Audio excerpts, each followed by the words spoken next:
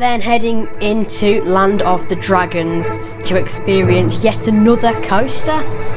And this is Dragon's Fury, the marathon spinning coaster. And I was really impressed.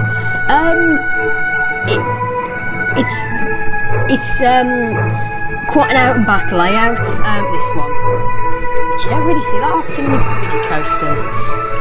It features a little bit of theming. There's sort of lanterns in the station. You've also got sort of mythical looking carvings, and there's also obviously the dragon in the cave just by the entrance, but the cars themselves have got this sort of fire on them, these like yellow cars with these red flames on them, as well as the track being green and the support being red. It's a really good fun ride, featuring the top hat. Very steep and very intense element. Because it's quite a small top hat, because of the amount of speed it builds up off the drop, it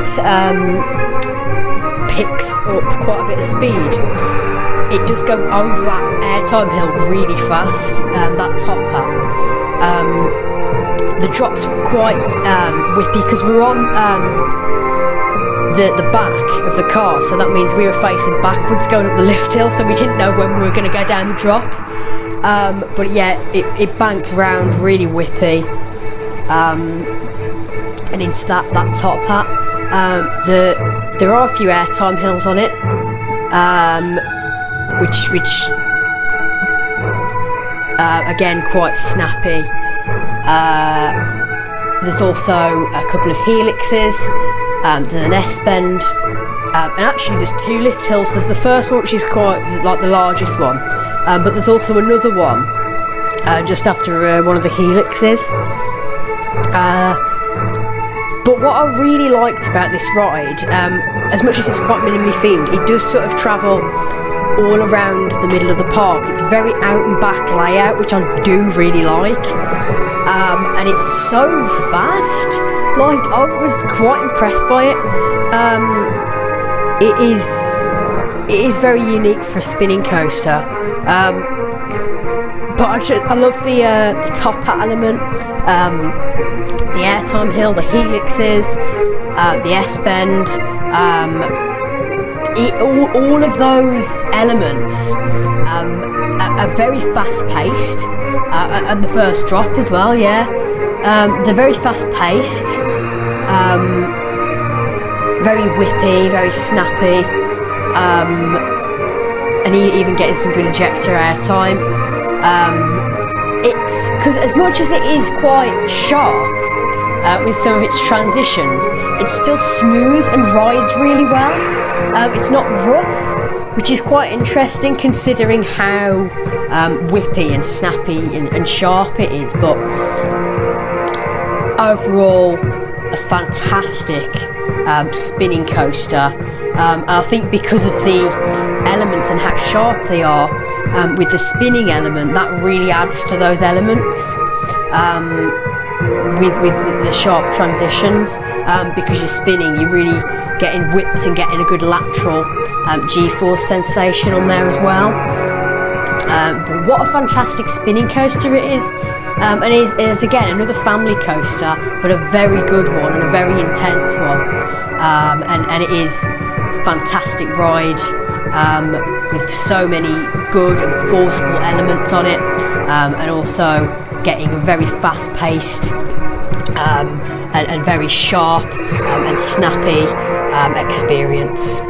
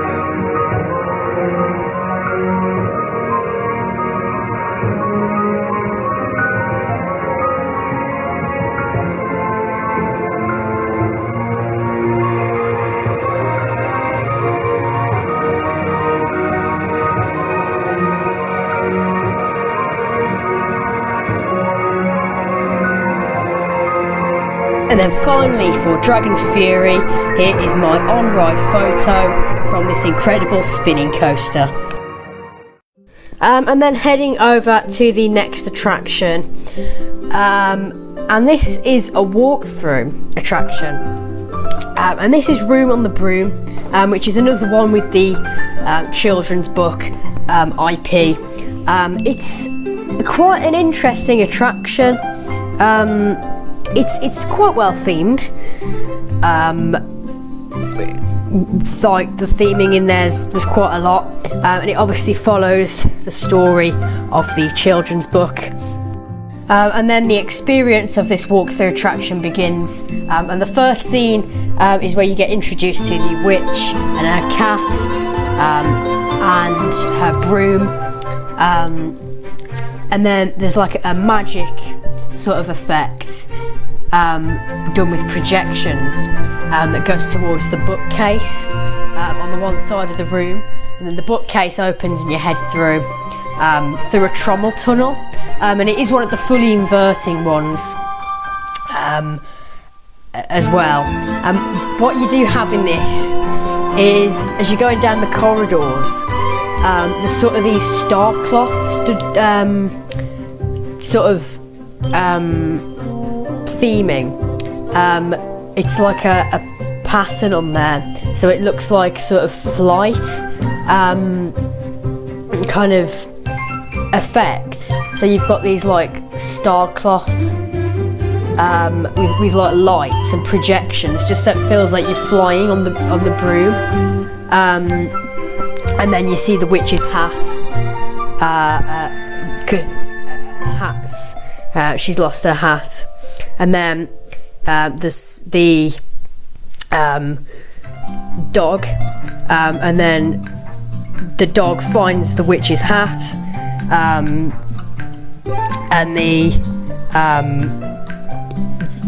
the dog gets on the broom because there's room on the broom for everyone.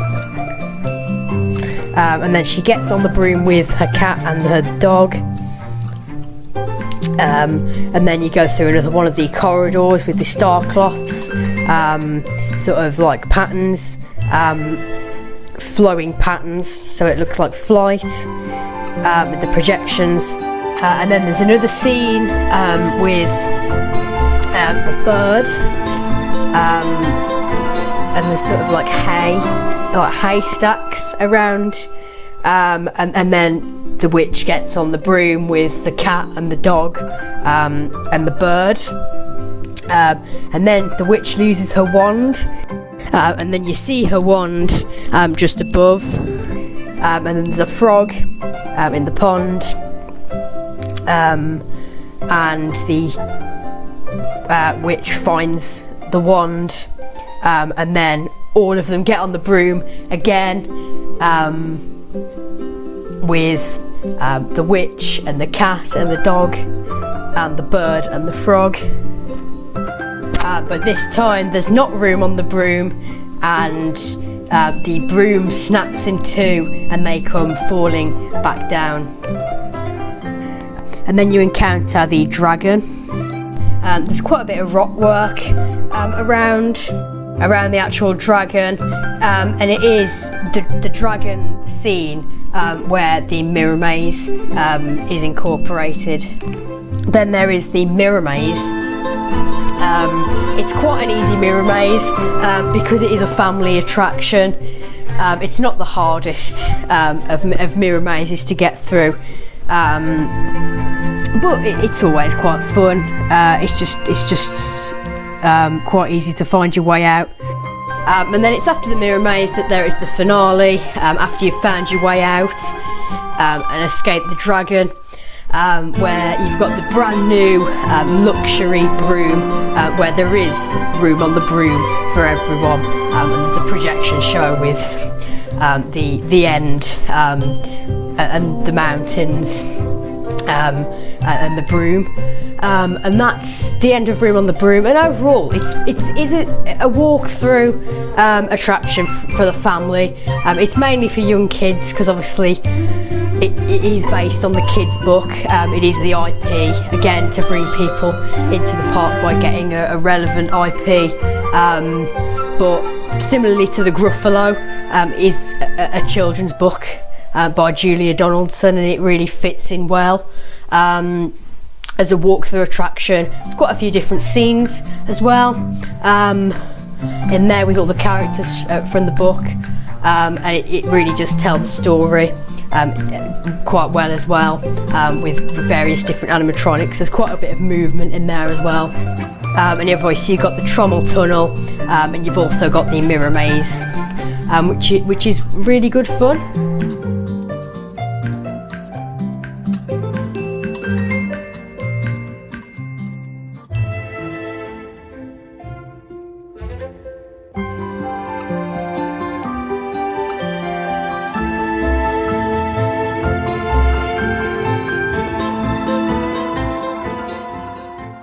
And then heading into Shipwreck Coast, the pirate themed area, to experience one of the flat rides in the park. This is Blue Barnacle, the pirate ship, and it is quite a fun experience.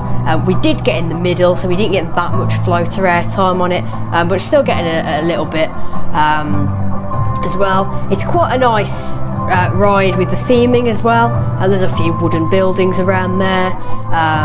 There's also a sort of water area with some rock work around it, and also the pirate ship itself is quite well themed, with quite a few details on it, but the ride experience overall quite fun, swinging quite high and quite fast, so even in the middle getting quite a bit of floater airtime, just not quite that much, but still quite a fun experience. And with the theming, you do get some nice views of the water as well as you're swinging over. I just, in the middle it's not quite as intense, but still swinging quite steep, so still getting a little bit of airtime on it, just not quite as much. But overall, I do think it's a good fun pirate ship, a great flat ride in the park,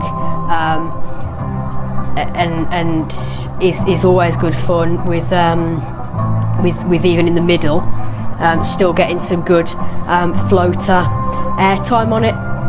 And with it being a family ride, it still packs in a good amount of airtime, and quite steep as well as it swings up. For a family ride, the fact that even in the middle still pretty decent as well, it is quite a thrilling ride. With it being a family attraction, so it's quite thrilling for a family attraction as well, swinging quite high and steep, and quite fast as well.